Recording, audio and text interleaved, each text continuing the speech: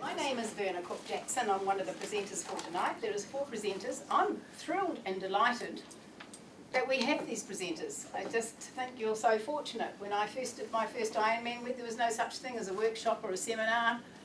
We didn't have nutritionists, we didn't have bike men, we didn't have coaches. So the opportunity that you have to be here tonight to listen to these people is, to me, it's just fantastic. And normally you would be paying $200 to $300 to do a weekend session to go and hear these people. So I'd like to, on their behalf, and my behalf, and your behalf, I'd like to thank Ironman for facilitating this. And Ironman is standing up there with a red shirt with a necktie around her. That's Maria. She's the event director to the event that many of you are going to do next year for the first time. So Maria has organised this. She's organised it to be here at the Try New Zealand offices. So I'd like to thank Try New Zealand, and their representative is leaning on the board over there in the back, and she's been pulling out the chairs. And here we have Ben the Bike Man. Yay, give him the slow clap. Hooray. So, that's good. We are all here. The speakers tonight, as you know, there is myself, and I'll introduce them as we go through to each one rather than introduce them now. I'll be speaking first, then we will have Andrew Mackay speaking, and then we will have Ben the Bike Man, and finishing with Nikki. You can have a little question and answers after each speaker, but then we'll have a major question and answers afterwards for you if you want to hang around and ask. And then hopefully the speakers will stay back if you wanted to talk to them one-on-one. So when you do have questions, if you don't get your opportunity, you can talk to them afterwards. We will have a slight break between, just a 5-minute break, stand-up break in between speaker 2 and speaker 3. So, because otherwise you'll start nodding off. It's very warm in here, so I've had to go and strip off some of my clothes. So if I see some of you nodding off, I'll just throw something at you like the old school teachers used to do. Okay, me, I'm Verna CookJackson. Unlike the other speakers tonight, I'm not renowned, I'm not famous, I'm not on TV, don't drive around in a flash vehicle. I don't know why I'm speaking here, apart from the fact I've just been around a very, very long time. And one of the reasons is also because of the fact that I couldn't swim until I was 40. Never owned a bike in my life, even when I was a child, until I was 40. And I managed to do my first Ironman in 1994 when I was 40-something. So do your figures. And I managed to finish my last one this year, really, only when I'm something else. So I've, over that period of years, I've actually done 15 of the New Zealand Ironman. Doesn't make me that unique, because there's lots of people that have done lots more. But what is slightly unique, maybe, is the fact that I couldn't swim and I couldn't bike until I was in my 40s. So I know and had empathy for people like yourselves doing the first Ironman. I know what it's like when you have the fears, the lack of knowledge, particularly if you're not from a sporting background. So I do have a good rapport with understanding what it's like for people. And my husband was one of the ones that had done every single Ironman until, unfortunately, he passed away. So he knew a lot of the top athletes, and I learned a lot from him and a lot of the top athletes that he knew as well. So I have a lot of knowledge, which is probably why I'm here, and I just quietly just spread my knowledge when I can.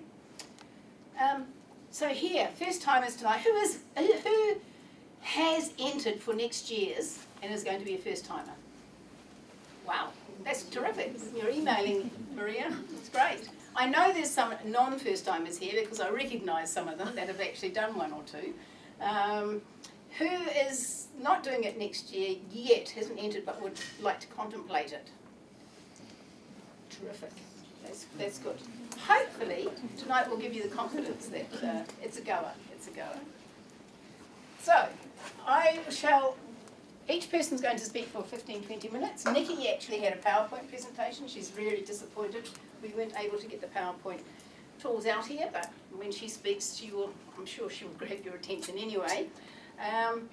But I don't have a PowerPoint, just notes. So I'll just go through the notes and I'll just speak as quickly as I can so that you get the opportunity to listen to the real gurus out there. When Ironman sent out the invitation on Facebook or whatever media it was in terms of doing this presentation, of this workshop, at the bottom of it there was quite a lot of quotation from Silas Cullen, the triathlon sports coach from Wellington. I hope some of you have read through it, or all of you read through it, because even when I read through it I thought, gosh, he's got it all in a nutshell here, so it's worth going back to read. One of the things, I think the first paragraph I've actually copied out to read to you, and it says, it is not a case of anyone can do Ironman, it's a case of any mind can do Ironman. The mental battle is far harder than the physical one, and the battle starts as soon as you start thinking about taking on the challenge. And that sums it really all up. We have a saying, my husband and I had a saying, and it was, nothing is impossible to the willing mind. And I'm convinced that New Balance heard us say that, and they picked up the first part of it. But I'm convinced of that, because we've been saying that for 20 years, or over 20 years. It's all, so much is to do with the mind, and I don't want to downplay how hard Ironman is to do, but if it's the mindset that will get you there. And I'll have some proof of that in a few minutes. We also have a saying. I run a first-timers seminar at Ironman a couple of days beforehand for those that are doing their first one. And I explain to them that doing an Ironman is like eating an elephant. And that's what my husband used to say all the time. He used to say, it's just eating an elephant. It's a case of how do you eat an elephant? You eat it one bite at a time. And tonight, maybe the first bite that many of you are going to have of eating that elephant. And so it's not a case of focusing on the whole event. It's a case of focusing one step at a time. I heard somebody here earlier say, it's the idea of getting off the bike and running a full marathon that daunts me. Well, you don't think of it like that. You just don't think of it like that at all, even up into the day. And this is what we need to dispel. It's a case of just thinking, okay, it's an elephant, let's eat it, and you're starting now. Bite one is now, and then bite two will be, what are you going to do for the next 2 months? What are you going to do for the next 2 months? And that's just those bites. And if you take it bite by bite, instead of thinking of the whole thing, it makes it very much easier for you to handle and to be able to achieve it. This is the perfect time for this seminar, this workshop. It's absolutely perfect. This time of year, it's June. Those of you that are dithering whether to enter or not, whether you want to put all that money out and pay for it all and get all the goods, now's the perfect time because you've got winter to consolidate what you've got now. And I always say that people should play with your training in winter. Now's the time for you to concentrate on just getting fit. I don't know what sort of fitness you've all got. Some of you might be very basic, some of you might be really comprehensive. But it's winter, it's ideal, and Andrew's going to talk to you about swimming later. This is the perfect time to utilise swimming as an amazing base for you to get really, really fit. If you can't go out and bike because of the dark and the weather, that's great, that's fine. If you're not confident with biking, just go out and do a swim. The fitness in swimming that will give you is perfect. So it's perfect time now for you to consolidate and think about, okay, I'm going to start for Ironman. It's months away. All I need to concentrate on now is getting myself fit for a little bit of strength and endurance work. Consistent swimming, that is. Now, one of the other factors about contemplating about doing an Ironman is it's really there are so many experts. I mean, I've never seen, when we started doing Ironman, there was no such thing as a triathlon coach at all. It was all just skin of the pants, learning off from others. But now there are triathlon coaches everywhere. There are experts everywhere. But it's a case of just taking it back to basics, just remembering that it's about being realistic. And with a lot of the experts out there, they're not just the coaches, it's their fellow Ironman people that have done Ironman before. And you'll go somewhere at a social event, or you'll be on a bike and you'll be training with others or swimming with others, and you'll hear them talking about their incredible mileage that they're doing. And they're doing it now, they're out there on their bikes now doing amazing amounts of mileage. And that's the daunting part.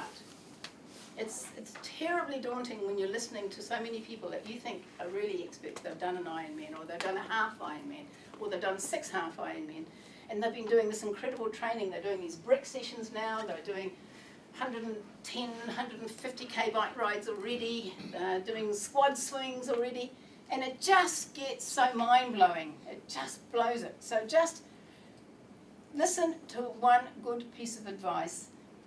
If you can, get yourself a coach.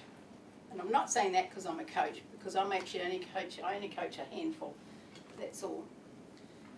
But you're in the position now where if you're going to pay such a lot of money for a good bike and entry fees, it's worthwhile having somebody that really knows. And it's a case of finding a coach that fits you.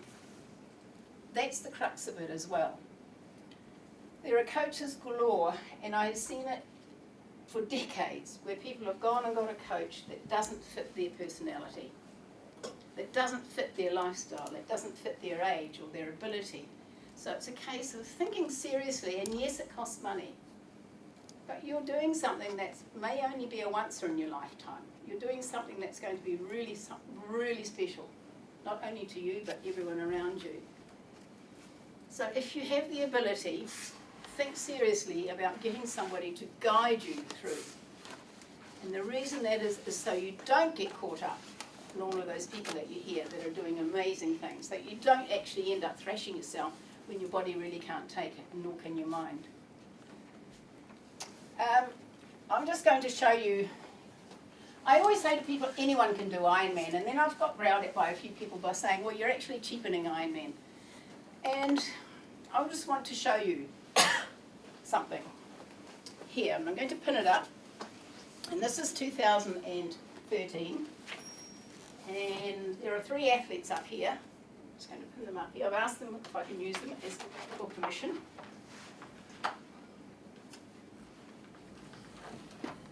To show you that if the mindset is right, the body can follow. In case you don't know, that's me, right? And these were 3 athletes, and this is literally the day before Ironman in 2013.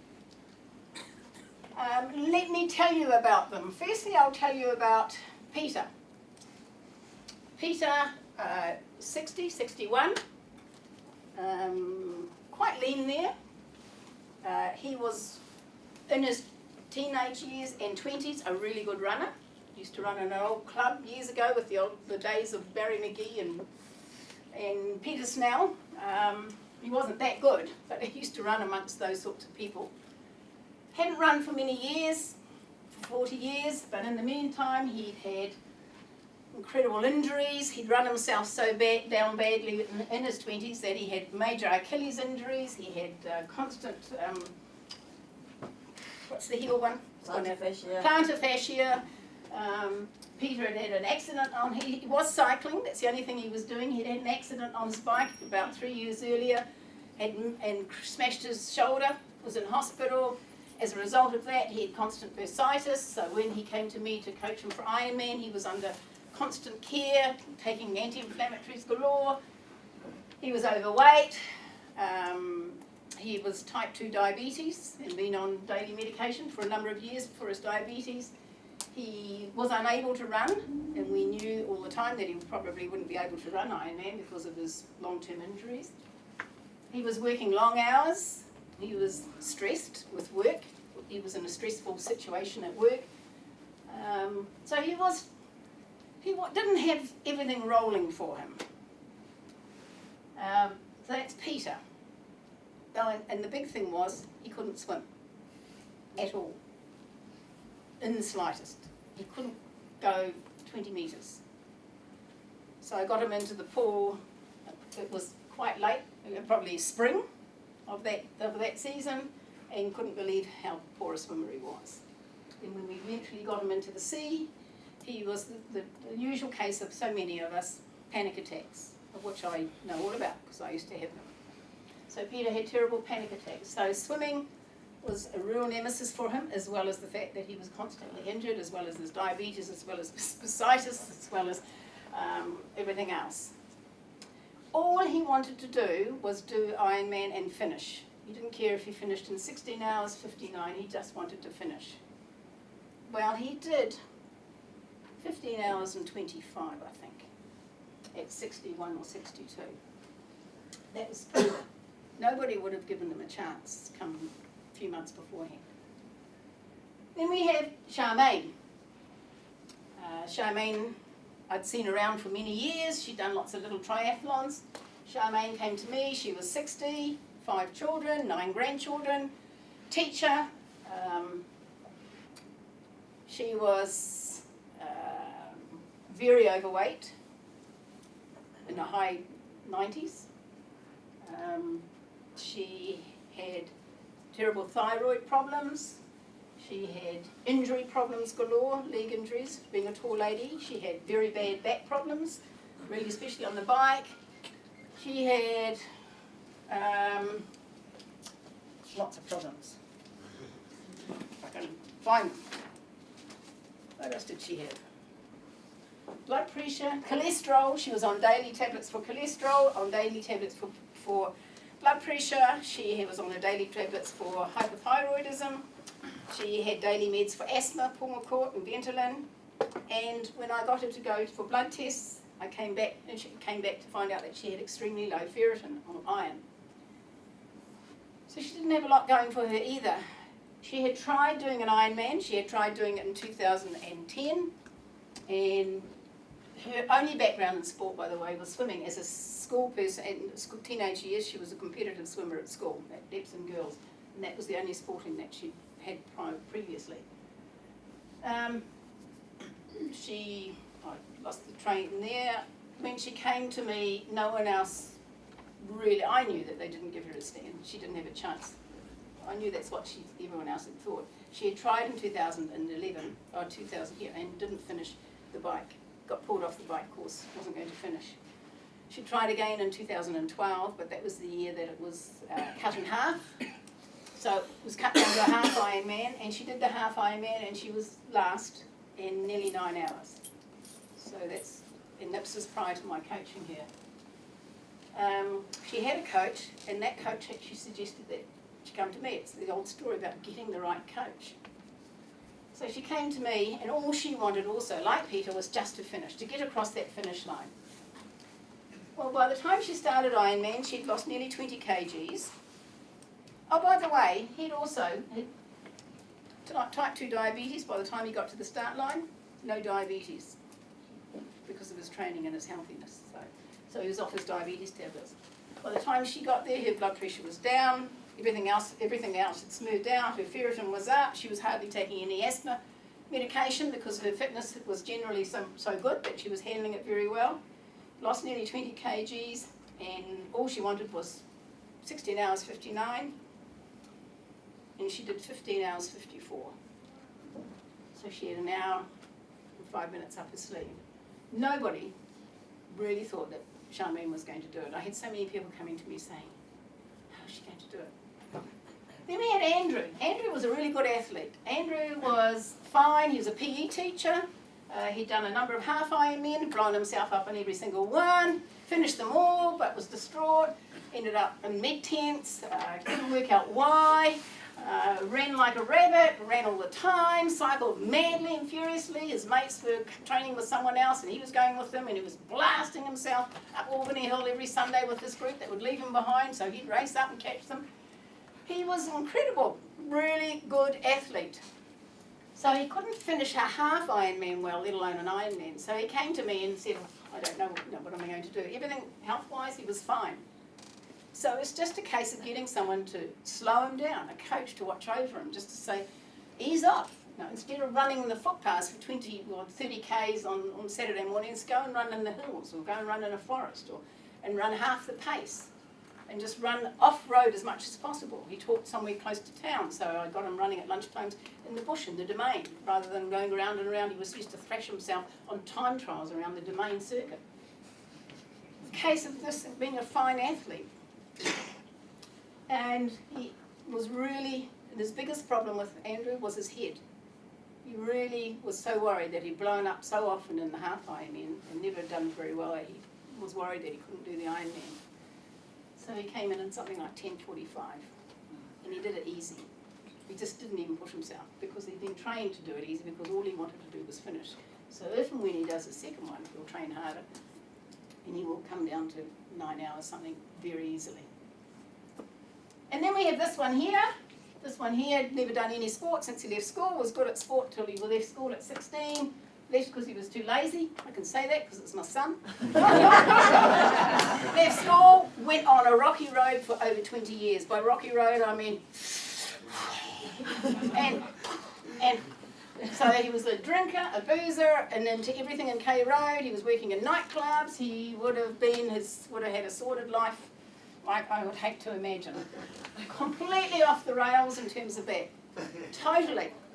Then in his late 30s, he decided his stepdad had done all his Ironman, and he thought his stepdad wasn't well, so he thought somebody needed to carry it on, so he thought he'd still like to do it. So by that stage, I think the wacky-backy was only sort of every now and then, and the drinking arm was slightly easier, wasn't quite so bad.